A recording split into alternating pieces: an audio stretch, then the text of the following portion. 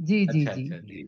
अच्छा तो ठीक है। मैं नागालैंड विश्वविद्यालय के कुलाधिपति और विश्वविद्यालय परिसंघ के अध्यक्ष महोदय माननीय डॉक्टर प्रियरंजन त्रिवेदी साहब को आमंत्रित करती हूँ, ये कहते हुए कि आइए कुछ प्रेरणा लें वर्तमान की मुंडेर पर, क्योंकि नए युग की तो बात बड़ी होती है। अपने हैं लोग यहाँ ज्ञानवर्धन करते चलें, कठिनाइयों से भाग्य में ऐसी घड़ी नसीब होती है। तो मैं सादर वंदन करते हुए आपको आमंत्रित करती हूँ अध्यक्षीय उद्बोधन के लिए। धन्यवाद। आज के इस विशेष कार्यक्रम के मुख्य अतिथि डॉक्टर मार्कंडेय राय जी, विश्व हिंदी परिषद के अध्यक्ष भारद्वाज जी, महासचिव विपिन कुमार जी, रामकिशोर जी, सत्येंद्र जी, शकुंतला जी और इस कार्यक्रम में आभासी रूप से भाग ले रहे हजारों साथीगण, देवियों और सज्जनों, बड़ी प्रसन्नता की बात है कि आज प्रतिवर्ष की भांति विपिन जी ने विश्व हिंदी दिवस का आयोजन किया है। जैसा कि सत्येंद्र जी ने बताया था कि ये परिसंवाद जहां लोग बैठ के बात करते हैं वो नहीं हो पा रहा है, ऑनलाइन है, वर्चुअल है, आभासी है। अच्छी बात है, बात एक ही है, कार्यक्रम होना चाहिए। और अभी जो बातें हो रही है बड़ी महत्वपूर्ण बातें हुई है। कभी कभी इस तरह के आभासी बैठकों में फायदा भी हो जाता है, जैसा कि हमारे विद्वानों ने बताया है किस पर आगे बढ़ना है। जो परिषद का विचार है कि इसको संयुक्त राष्ट्र की भाषा कैसे बनाई जाए, डॉक्टर मार्कंडेय जी ने ठीक ही कहा है, किस प्रकार आगे बढ़ना है। अच्छी बात है, हम लोग प्रधानमंत्री महोदय को लिखें और जो हमारे शिक्षा मंत्री है धर्मेंद्र जी, उनको भी बताया जाएगा। संचिकाएं बढ़ेंगी और बात बढ़ेगी। आज सुबह से ही करीब 4 ऐसे परिसंवादों में और आभासी बैठकों में मैं था, और ये सभी बैठकें राजदूतावास या उच्चायोगों के द्वारा आयोजित था, जो भारत के बाहर भारत सरकार की ओर से बनाए गए हैं विकसित देशों में। हर जगह मैंने देखा कि वो देशों के विद्वान जिनकी मातृभाषा हिंदी नहीं है, कितने धारा प्रवाह ढंग से रामायण और गीता और हिंदुइज्म पर, हिंदू धर्म पर धारा प्रवाह बोल रहे थे। मुझे आश्चर्य हुआ कि उस तरह का ज्ञान तो भारत में भी बहुत कम लोगों को है। कि कैसे अब इस पर आगे बढ़ेंगे, ये बड़ी सोचने की बात है। और उससे हम लोगों को आगे मनोबल भी ऊंचा हो रहा है कि संभावनाएं बहुत है। मुझे ऐसा लगता है कि अगर भारत के बाहर के 200 विश्वविद्यालय जहां हिंदी की पढ़ाई होती है, 200 से भी ज्यादा, उन सब लोगों की ओर से भी सुझाव जाएगा, अनुशंसा जाएगी। जब इसका प्रस्ताव किया जाएगा, अनुमोदन किया जाएगा, और उसके बाद हजारों हजार अनुमोदन जाएंगे, चाहे विश्वविद्यालयों की ओर से, सरकारों की ओर से, और फिर जो अंतर्राष्ट्रीय संगठन है उनकी ओर से। तो जैसा कि राय साहब ने बताया कि हो जाएगा, जैसे अंतर्राष्ट्रीय योग दिवस है, बड़े आराम से हुआ और 170 से भी ज्यादा देशों ने अनुमोदन किया, पृष्ठांकन किया। तो इसमें से ज्यादा संख्या आएगी।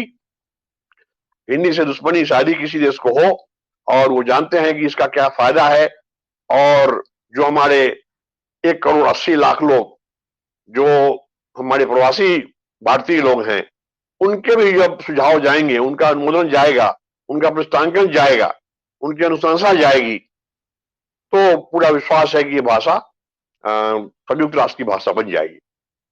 अब रही बात कि भारत में कैसे इसको तंदुरुस्त करना है, रामकिशोर जी ने ठीक बताया था, ज्ञान विज्ञान की भाषा होनी चाहिए। केवल कविता पाठ या फिर गद्य या पद या कोई कहानी या नाटक तक ही सीमित नहीं होना चाहिए, वो जरूरी चीज है। व्याकरण का ज्ञान भी जरूरी है, और साथ साथ अन्य भाषा के जो ज्ञानी हैं उन्हें भी हिंदी के प्रति उनको रुझान हो। उसके लिए क्या करना है, उसके लिए अलग से योजना बनानी पड़ेगी, लंबी योजना बनानी पड़ेगी, तभी जाके इसका प्रचार प्रसार होगा। अब ज्ञान विज्ञान की भाषा होनी इसलिए भी आवश्यक है। अभी आज की समस्या अगर हमें कौशल विकास की है, क्योंकि कार्यक्रम प्रधानमंत्री जी का ऐसा है कि दुनिया की सारे जितने भी सामग्रियां हैं उसका निर्माण भारत में हो, क्योंकि चीन के जो सामग्रियां हैं, जो उनके प्रोडक्ट्स हैं, उनको किसी तरह से लोग नहीं पसंद कर रहे हैं, किसी न किसी तकनीकी, राजनीतिक या सामाजिक कारणों से। तो भारत में बनेगा तो जनशक्ति विकास जरूरी है, कौशल विकास जरूरी है। वह संभव तभी होगा, जल्द से जल्द सीखने का तरीका है कि जिस व्यक्ति को, चाहे वो किसी देश का हो, अपनी मातृभाषा में उसे पढ़ाया जाए तो जल्दी सीखेंगे। अगर दूसरी भाषा में सिखाया जाए दुगुना समय तो लगेगा ही। तो जितने भी हमारे कौशल है, जितने स्किल्स हैं, उसको उसमें प्रशिक्षण के लिए जरूरी है। जितने तकनीकी, जितने भी हमारे विषय हैं, या जो हम व्यवसायिक विषय हैं, या वृत्तिमूलक विषय हैं, या चिकित्सा विज्ञान का विषय है, सब में अंग्रेजी किताबें हैं और उसके अनुवाद करने से काम नहीं चलेगा, उसको दोबारा लिखना पड़ेगा। जैसे हमारे डॉक्टर मार्टिनेज साहब ने बताया कि मैं और राय साहब मिलके हमने अभी जो विश्वकोश निकाला है, जो नीली अर्थव्यवस्था है, ब्लू इकोनॉमी, नीली अर्थव्यवस्था विश्वकोश, जो कई हजार पन्नों का है, उसको दोबारा लिखा गया। अंग्रेजी की जो मूल एनसाइक्लोपीडिया है उसे तो हम लोगों ने लिखा ही, हमने देखा ही खुद ही हम उसे बैठे अनुवाद करें या किसी अनुवादक को दे तो फिर भाव बदल जाता है। जिनको भी अंग्रेजी या हिंदी का ज्ञान बराबर बराबर है तो दोबारा लिखना बेटर है। उससे क्या होता है कि बात बनती है, लोगों को समझ में भी आएगा। तो इस प्रकार मूल लेखन के अलावा अनुवादन भी चाहिए, ताकि जो कौशल विकास की बातें आ रही हैं उसको नई दिशा मिले। और उसके साथ साथ जैसा कि मैंने बताया कि जो हमारे क्षेत्रीय भाषाओं की शब्दावली है उसका मिश्रण हिंदी में न हो तो बेहतर है, नहीं तो हिंदी कमजोर होने के कारण आ जाता है। उदाहरण के लिए मैं देखता हूं कि भाई अगर कोई गलत भी हिंदी बोलते हैं तो लोग उनको कुछ कहता नहीं। तो क्षेत्रीय भाषा का प्रभाव ना हो तो अच्छा है। उदाहरण बहुत हैं। अगर आप देख लें कि अगर कोई बंगाल से है तो वो हरियाणा नहीं कहेंगे, हरियाणा कहेंगे, ऐसा जरूरी नहीं है। पंजाब के लोग हैं, स्कूल नहीं वो स्कूल बोलेंगे। उसी प्रकार गुजरात के जो हमारे विद्वान हैं वो प्रकृति को प्रकृति बोलेंगे, या कृषि को कुर्सी बोलेंगे, या फिर कहेंगे कि गृह मंत्री को गृह मंत्री। कहने का मतलब है कि ऐसा बहुत सारा उदाहरण है। उत्तर प्रदेश के लोग हैं या बिहार के लोग हैं या फिर मध्य प्रदेश के लोग हैं, वे लोग भी जब हिंदी बोलते हैं तो उसमें कुछ ना कुछ ऐसा लगता है कि अपने क्षेत्रीय भाषाओं के शब्दावली का इस्तेमाल कर रहे हैं। इतना न करें, उससे भाषा ज्यादा समृद्ध होगी। मुझे याद है कि जब मैं हिंदी के शब्दों का उच्चारण क्यों गलत करते हैं इस पर हमने एक सीरीज बनाया था और उसे हम लिख करके और लोगों को बताते थे। तो 500 से भी ज्यादा ऐसे शब्द हैं जिसका प्रयोग गलत किया जाता है, खासकर टेलीविजन चैनलों में। तो कितना गलत बोलते हैं उसका समय अभी नहीं है, नहीं तो आपको बहुत हंसी आएगी। विपिन जी ने हमें कल ही बताया और कई बार पहले ही बताया कि इसको वीडियो के रूप में भेजा जाए तो विभिन्न चैनलों को और भारत सरकार को और स्कूलों को, कॉलेजेस को या लोकसभा को, राज्यसभा को बताया जा सकता है, ताकि उससे लोग अपनी गलती को पकड़ सके। तो मैं कोशिश में लगा हूं, अब दोबारा उसको मैं लिपिबद्ध कर रहा हूं ताकि उसको वीडियो के माध्यम से बताएं, ताकि जब सामने सामने बातचीत हो रही है तो लोगों को समझना ज्यादा आसान होगा। इसलिए उस पर भी मैं काम करने जा रहा हूं। जहां तक हिंदी के भविष्य का सवाल है, इस पर आगे काम होना चाहिए। जितने हमारे विश्वविद्यालय हैं वहां पर हिंदी के प्रयोग के लिए, हिंदी के विकास के लिए काम होना चाहिए। मुझे याद है कि मैं करीब 20 वर्ष पहले शांति निकेतन गया था, जहां पर एक दल बनारस हिंदू विश्वविद्यालय से भी आया हुआ था और बात चल रही थी कि हिंदी का और संस्कृत के जो विद्यार्थी हैं उनकी इज्जत घट रही है। जब वो सड़कों पर चलते हैं लोग हंसते हैं या सीटी बजाते हैं। तो मैंने बताया कि उपाय बहुत अच्छा है और मैं गारंटी देता हूं कि 2 या 3 साल के अंदर ये बात बदल जाएगी। और मैं दोबारा आऊंगा शांति निकेतन विश्व भारती में और मैं देखूंगा क्या है। तो आप पूछे मैंने क्या कहा। मैं धन्यवाद दूंगा उन लोगों को जो हिंदी के विभाग अध्यक्ष थे और जो वहां के कुलपति थे। मैंने जो कहा अक्षरशः उन्होंने पालन किया। मैंने कहा कि भाई आपका जो पाठ्यक्रम है, आपका जो सिलेबस है या करिकुलम है, उसको आप थोड़ा बदलिए और केवल जो पुराने विषय हैं, गद्य है या पद है या कवियों की बात है, कहानियों की बात है, व्याकरण की बात है, इससे आपने पूरा जो एमए आपका है, चाहे वो 10 से पढ़ो या 20 से पढ़ो, जिस तरह से सेमेस्टर की पढ़ाई के माध्यम से या वार्षिक पढ़ाई के माध्यम से, उन सब में कुछ बदलाव करके आप उसमें कुछ नए विषय को जोड़े जो रोजगार मूलक हो, नियोजन मूलक हो। हमने कहा इसको एमए हिंदी के बदले एमए प्रयोजन मूलक हिंदी कहिए, जिसमें आपको Hindi internet, Hindi typing, Hindi short hand, Hindi पत्रकारिता इत्यादि विषयों को लाएं और किस प्रकार तकनीकी हिंदी का प्रचार प्रसार किस प्रकार हो, इन सब विषयों का समावेश रहेगा।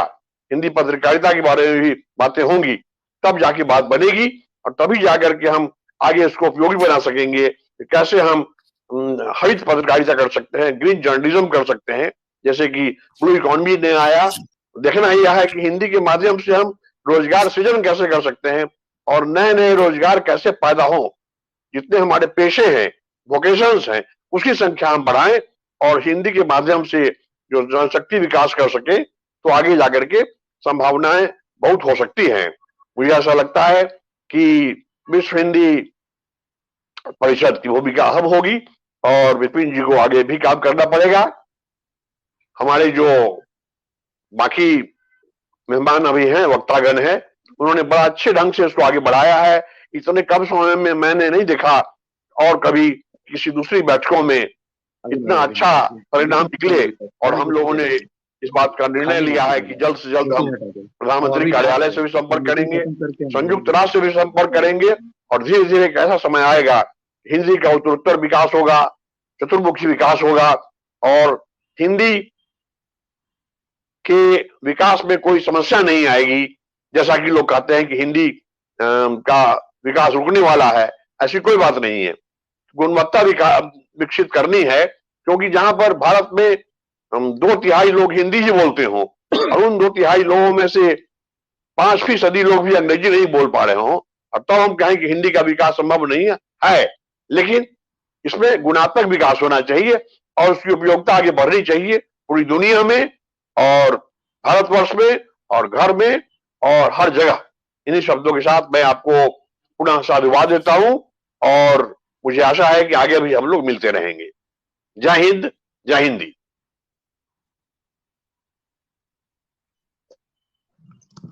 बहुत बहुत आभार। और बहुत ही सलीके के साथ आपने जिस तरह से माँ हिंदी की प्रार्थना करने का जो मूल मंत्र हमें दिया है, मैं सोचती हूँ कि हमारे लिए आज का ये दिवस वरदान के रूप में है। तो आज हम सब विश्व हिंदी दिवस मना रहे हैं ताकि हिंदी का परचम विश्व तक पहुंचे, दुनिया की सिरमौर हिंदी बने और हमारी राष्ट्रभाषा भी शीघ्र राष्ट्रभाषा के रूप में स्थापित होके आए। तो अदर हमारे जब भी हमारी हिंदी ढोकर छलकेंगे, हर भाषा के दुर्ग प्रछाए इसके परचम निकलेंगे। सारी दुनिया उस दिन सचमुच हिंदीमय हो जाएगी। हिंदी प्रेम को हृदय में भर हम जिस दिन मिलजुल निकलेंगे, जिस दिन हम मिलजुल निकलेंगे। तो हम वाकई मिल रहे हैं, आगे बढ़ रहे हैं और विचारों का जो आदान प्रदान है वो लगातार जारी है। और जिस तरह से हमारी शिक्षा नीति में बदलाव होने जा रहा है, जिस तरह से बहुत सारी हिंदी सेवी संस्थाएं मिलजुल करके हिंदी के बंद दरवाजों पर दस्तक दे रही हैं, मैं सोचती हूँ कि कोई दिन ऐसा आएगा जब हमारी विश्व भाषा बनेगी हमारी प्यारी हिंदी। तो माँ हिंदी के प्रति अपार प्रेम, निष्ठा, विश्वास, श्रद्धा और समर्पण की जरूरत को आप सभी महनीय अतिथियों ने बताया। विश्व हिंदी परिषद का भी लक्ष्य है कि समस्त विश्व में हिंदी माँ के पुत्र पुत्रियां सक्रिय हों और हिंदी की परचम तले आकर के अंग्रेजी की प्रभुताई को नकारते हुए नवीन पीढ़ी को भी हिंदी प्रेम सिखाए, हिंदी में पढ़ना लिखना सिखाए। हम सब मिलकर माँ भारती की वंदना करें, माँ हिंदी की प्रार्थना करें। तो मैं बहुत ही सभी का नमन करते हुए धन्यवाद की रस्म अदा करने के लिए, ये केवल रस्म है, लेकिन हमारा सौभाग्य है कि आप सब इतने विद्वत जन यहाँ पे पधारे। विश्व हिंदी परिवार की ओर से, विश्व हिंदी परिषद परिवार की ओर से मैं अध्यक्ष महोदय, मूर्धन्य विद्वान ज्योतिष माननीय डॉक्टर विनय भारद्वाज साहब को निवेदन करती हूँ कि धन्यवाद अर्पित करें।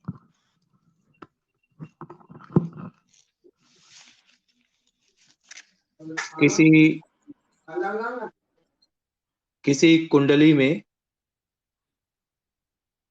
केंद्र में उपस्थित बृहस्पति की भांति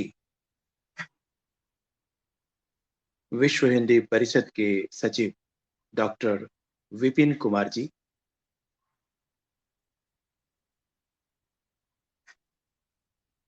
सूर्य की भांति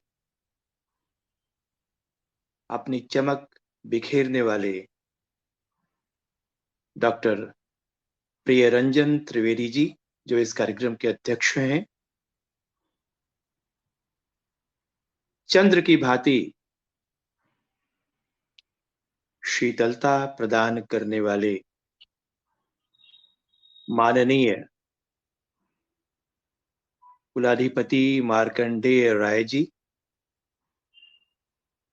और हमारे विश्व परिषद से जुड़े डॉक्टर सत्येंद्र सत्यार्थी जी, और हम सब की अति प्रिय डॉक्टर शकुंतला स्वरूपरिया जी, और अभी हमारे गुरुदेव डॉक्टर राम किशोर शर्मा जी इस पटल पर दिखाई नहीं दे रहे हैं, शायद वो तकनीकी कारणों से अभी हमसे अलग हो चुके हैं।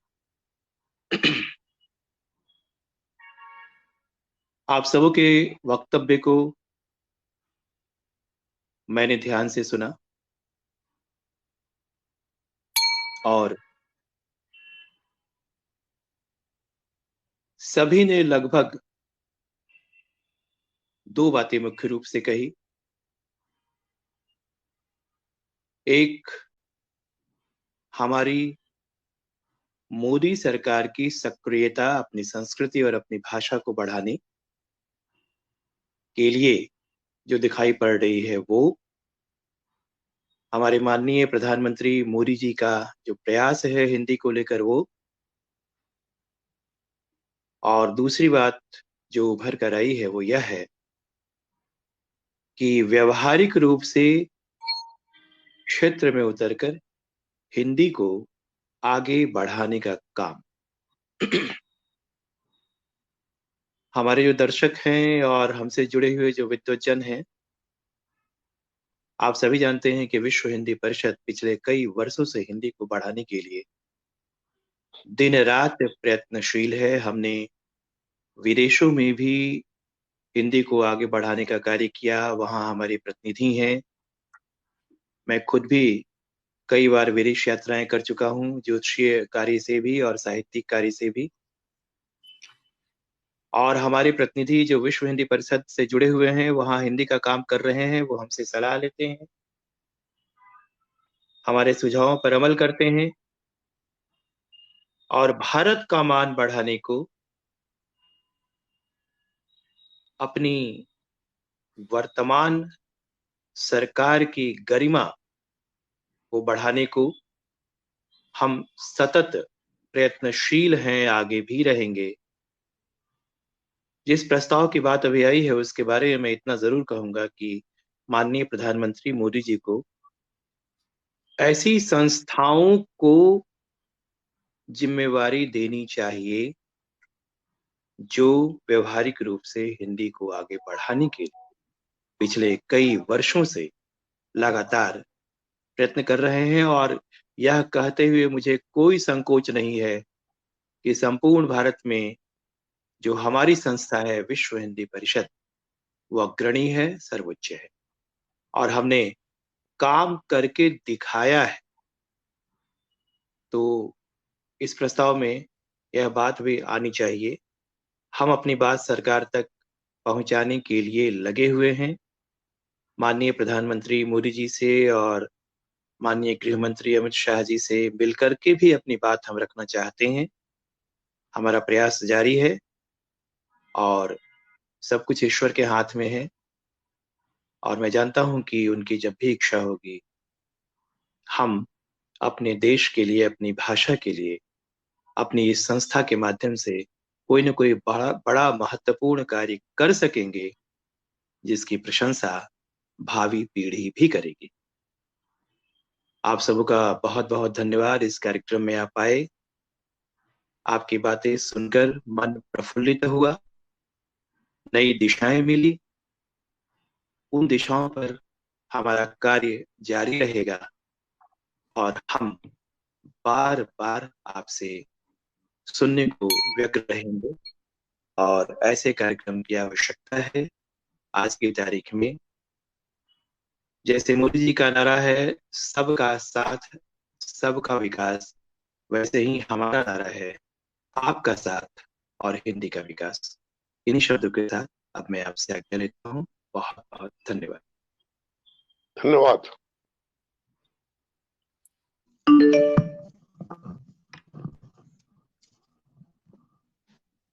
हाँ शकुंतला जी।